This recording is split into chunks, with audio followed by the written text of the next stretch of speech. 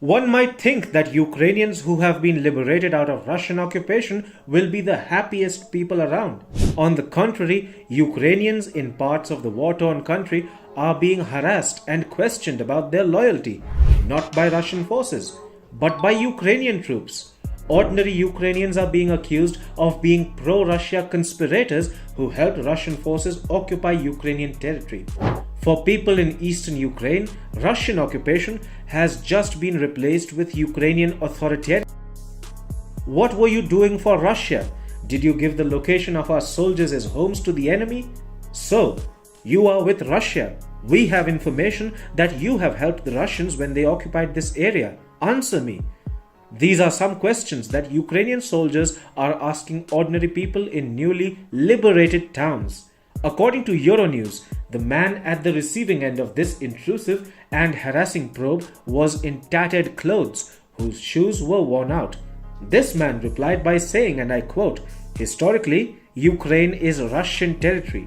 The soldiers who belonged to Ukraine's security services ultimately ended the Inquisition, calling the civilian a Vatnik."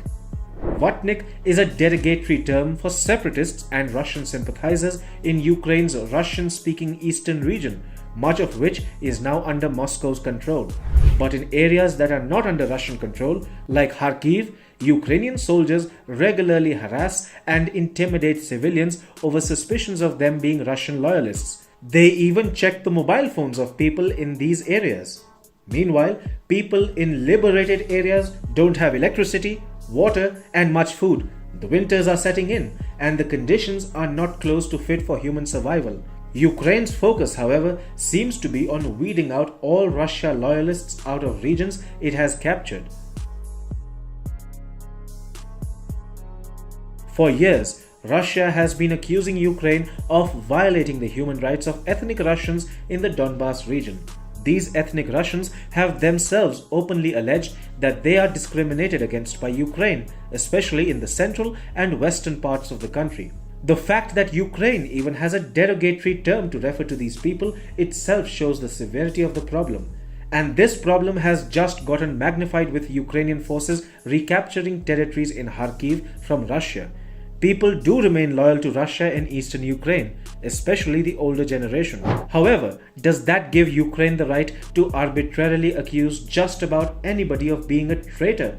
Will such treatment by Ukraine not fuel the people's pro-Russia sentiments and make them hate the Ukrainian forces?